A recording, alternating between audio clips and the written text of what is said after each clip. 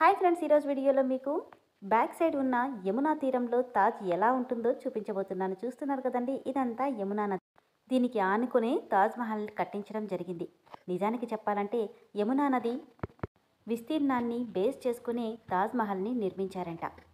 నేనైతే ఇప్పుడు తాజ్ మహల్ వెనుక వైపు ఉన్నాను.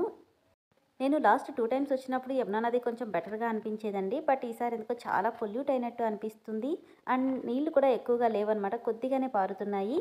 నేను లాస్ట్ వీడియోలో చెప్పినట్టు తాజ్ మహల్కి 3 వైపులా 3 ఎంట్రన్స్ ఉన్నాయి కదా, ఇది ఇంకొక ఎంట్రన్స్ అన్నమాట.